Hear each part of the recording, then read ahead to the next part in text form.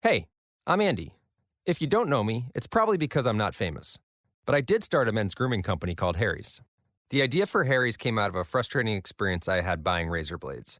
Most brands were overpriced, overdesigned, and out of touch. At Harry's, our approach is simple. Here's our secret. We make sharp, durable blades and sell them at honest prices for as low as $2 each. We care about quality so much that we do some crazy things, like buy a world-class German blade factory. Obsessing over every detail means we're confident in offering a 100% quality guarantee. Millions of guys have already made the switch to Harry's, so thank you if you're one of them. And if you're not, we hope you give us a try with this special offer. Get a Harry starter set with a 5-blade razor, weighted handle, shave gel, and a travel cover, all for just $3 plus free shipping. Just go to harrys.com and enter code FACE at checkout. That's harrys.com, code FACE. Enjoy!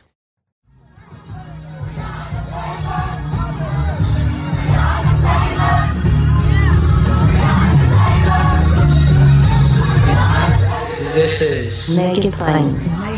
MIP With Masamela Matfumo. Mark Thompson. Make it plain. Get woke.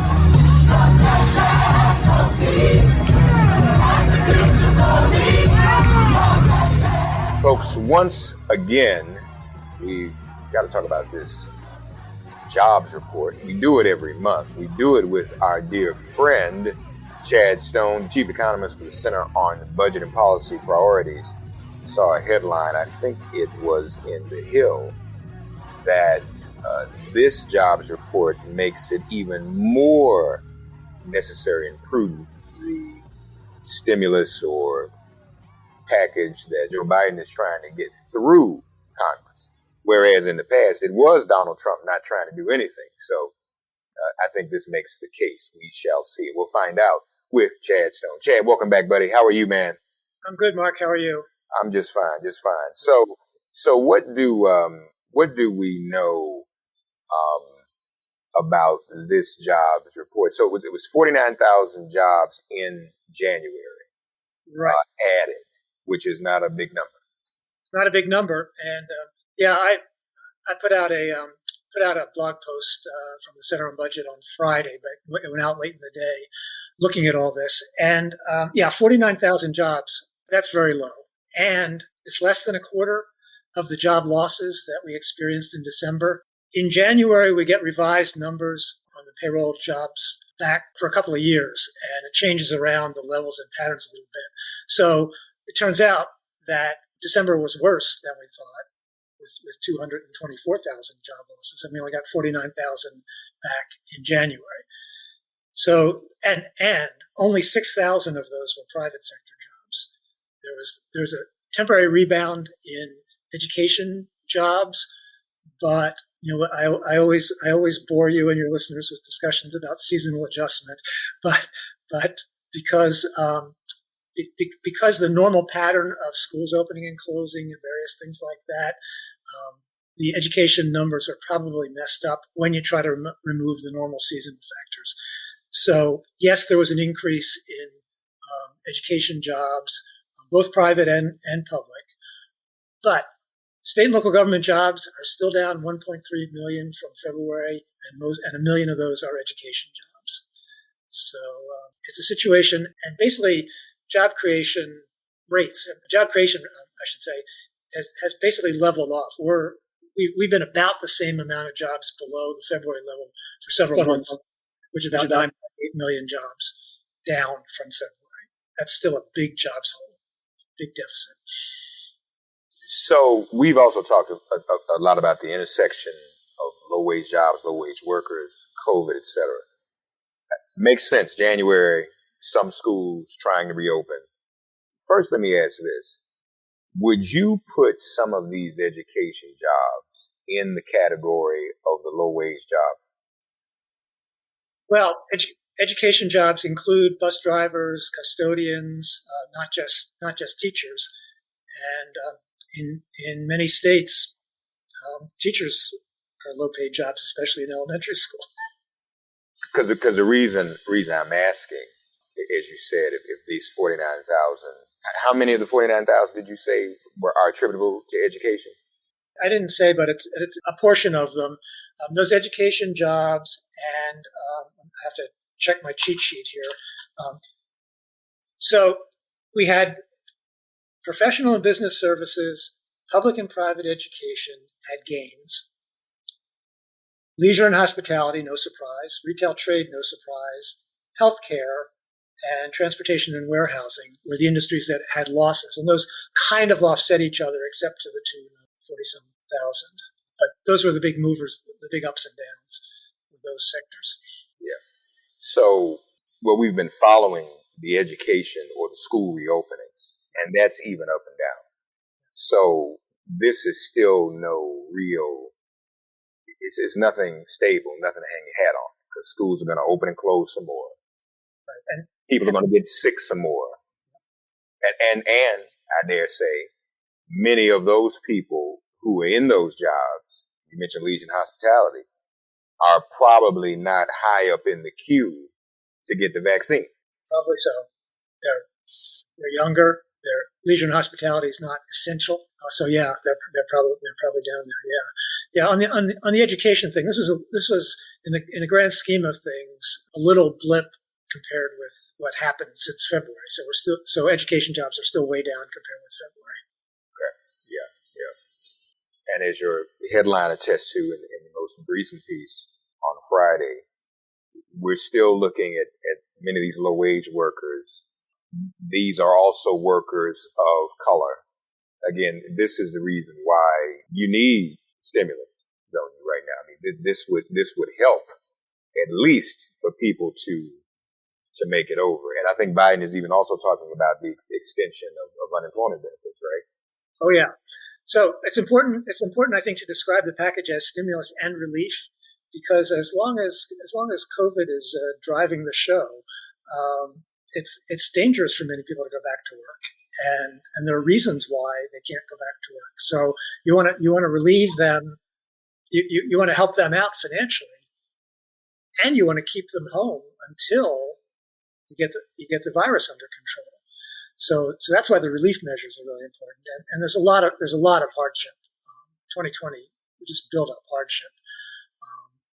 So relief and hardship. Once the virus is under better control, we do want stimulus, and unemployment insurance is important. SNAP benefits are important. State and local fiscal relief are all important for getting the economy back to full employment faster once it's safe to go back to work.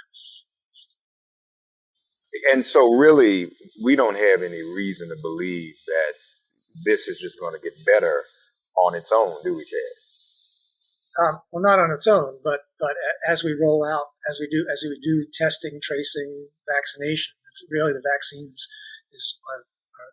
appear to be the key, and it's going to take a little while to get that to recover the vaccine distribution to make it really work. As you write in your piece, and Chad just alluded to this, folks, that the job growth has flattened. And if you look at the chart, we actually shared it last month. It's now updated. But really, it's updated on websites and on budget.org, but it still looks the same. Yep. There's that, and then it just goes straight. I'm looking, man, pretty much from August to January, yep, approximately. You've got just this flat line. Yep. And that, I mean, that tells you what's going on out here with COVID, and that's going to stay that way until we get past COVID. I guess now, whatever the variant is. And so it's a question now of what do you do? I mean, it's like you almost have to start over because we lost so many people, lost so many months. In a pandemic like this, you have to have a health approach to the health aspect, but also an approach to the economic aspect. And then, Chad, I don't know, have you had a chance to look at long term what it will mean for some of these jobs in some of these industries that really don't have a path right now of even coming back? You know, can you even plan a recovery if we know that there's so many jobs and industries that have just gone. And some businesses have folded. I mean, is it a way to forecast that? It's hard to forecast. You can talk. I can talk qualitatively about the fact that you're absolutely right that there are lots of small businesses that have disappeared. There will be people who will want to start up small businesses once people are coming back. Once people are coming back into face-to-face communications, but that'll be a while, and it'll take the virus. So there'll definitely be a change in which particular places are open, and old places have closed, new places open. There's lots of turnover in small businesses in the best of times, but this is disastrous, and so it'll be a little slower. The online retailers have done very well. The in-store, we'll see how that comes back. So I can only speak qualitatively. I don't have, besides not being able to predict the future, I don't have good metric for trying to figure out how that'll come back, but you ask a good question. Just a minute. You're not able to predict the future. I thought that's what economists like you did all the time. Oh, they do all the time. That's why I always tell someone when they ask me what's going to happen. I've probably said this before. I quote Yogi Berra, or maybe it was the physicist Neil Bohr.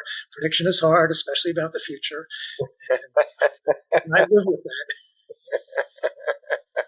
That's right. So another graph that Chad has that's important. The lowest paying industries account for 31% of all jobs, but 57% of the jobs lost from February 2020 to January 2021. Jobs in low-paying industries were down more than twice as much between February and January as jobs in medium-wage industries, and nearly 4 times as much as in high-wage industries. And again, folks, if you're unclear about what we're talking about, medium to high, obviously, are those jobs that can function in a lot of ways the way we're functioning right now on electronic media, Zoom, what have you. But the low-paying jobs, you can't clean the hotel room via Zoom. You can't serve someone in the restaurant where y'all shouldn't be going anyway to force people to do that. But you can't serve somebody in the restaurant via Zoom. And, if a school is reopening, you can't mop the floor with Zoom. You can't serve cafeteria lunches over Zoom. So, I mean, that's the real reason for that. And the shameful part of it is not only those jobs being lost, but those people in those jobs are more exposed to the illness because they have to go out and work. Chad and I talk about this stuff, but I think we all want everybody to be a little bit conscientious about the least of us who find themselves in these positions and know where to turn, know where to go. They still have to feed their families. That's why it's insensitive when we don't address this in the way it ought to be addressed. Right, Chad? Absolutely right. Absolutely right. Yeah, the analysis you're referring to is Center on Budget Analysis, in which we looked at the composition of jobs in February and divided industries roughly in thirds according to the average wages paid, and that's what those figures are. That's the analysis that those figures are talking about. So, as you said, a little less than a third of the industry that we categorize as low wage accounted for a majority of the job losses.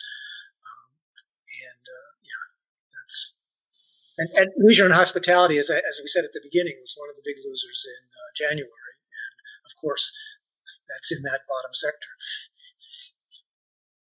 And I left one category out. I mean, correct me if I'm wrong, but a lot of the people who work in the staffs in some of these frontline medical facilities, I mean, they're not highly paid folk. I mean, there's custodial staff there. I mean, I don't even know. I mean, there are a lot of people who work as medical assistants. I don't know that they're rich. I don't know that they're low wage, but, those people are affected too. And they're directly where the virus is. They are exposed, yes. Yeah. All right. Then here's the other blockbuster.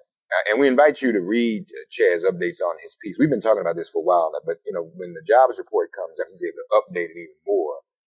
Jobs recovery is still a long way off, especially for low-wage workers and workers of color. That's low-wage folk. Let's deal with the issue of race and color. The crisis has widened racial and ethnic disparities in the share of the prime age population with a job.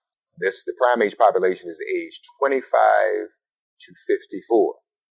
So, in the African American community, in February of 2020, 75.9%, am I reading this right, of the prime age population had a job? Had a job. That's gone down to 70.9%. That's dropped 5%. In the Latino community, from 78.0 to 71.2, that's almost 7%. In the white community, 81.5 down to 77.4, that's a little less than 4%.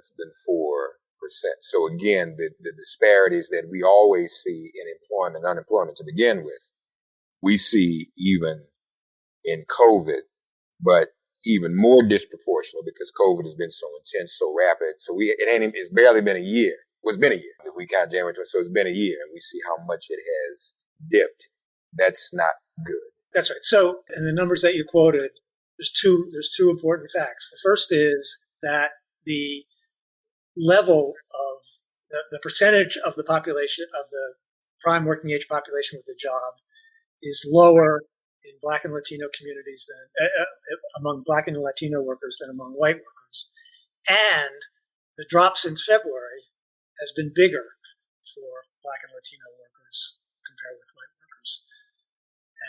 And that's true in the unemployment rates as well. So the unemployment rate actually dropped to 6.3% overall in January. But the labor force participation has been steady. It has not gone up. And that means that people dropped out of the labor force in the worst of the pandemic recession, and they haven't come back. So we're waiting for them to come back. So the unemployment rate came down, but that's only one measure of slack in the economy. And you see the same racial and ethnic disparities in the unemployment rate. So the black unemployment rate was 9.2% in January. Latino or Hispanic unemployment rate 8.6%. The white rate 5.7%. So well below. And the Asian rate was 6.6%. So yes, people of color and experience higher unemployment. They always do, and it's the case now. And again, justification for stimulus.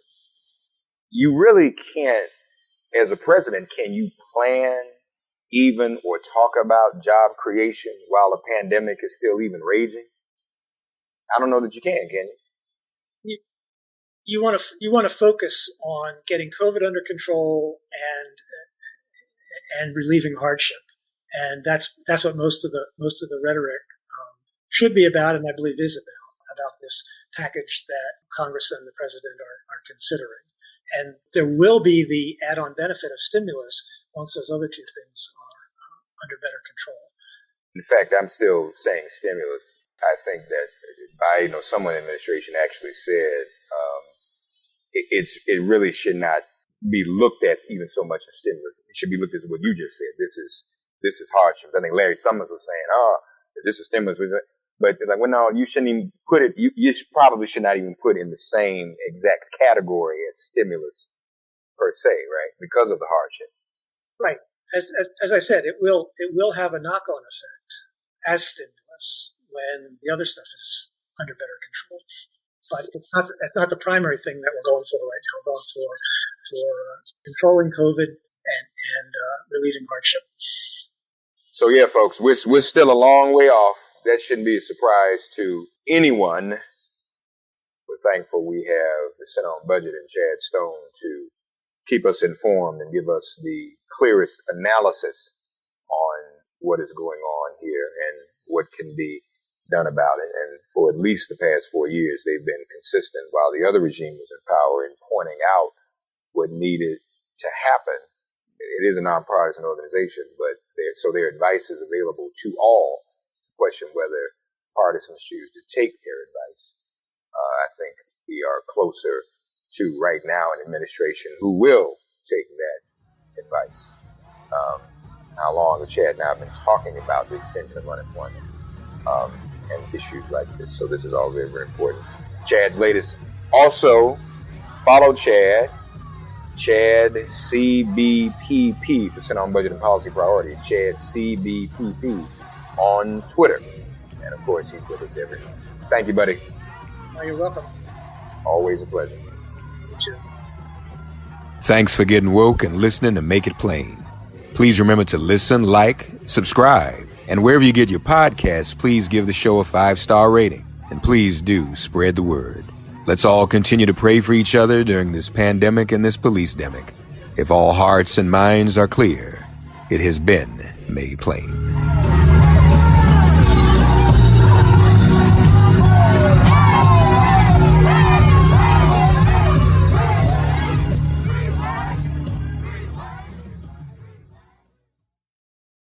Hey, I'm Andy. If you don't know me, it's probably because I'm not famous. But I did start a men's grooming company called Harry's. The idea for Harry's came out of a frustrating experience I had buying razor blades.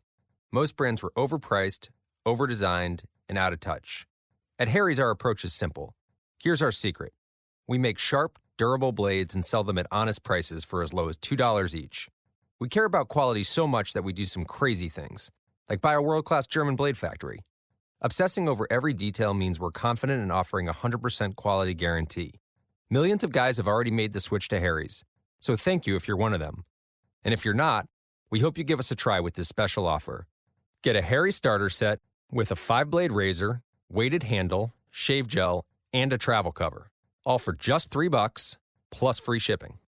Just go to harrys.com and enter code FACE at checkout. That's harrys.com, code FACE. Enjoy!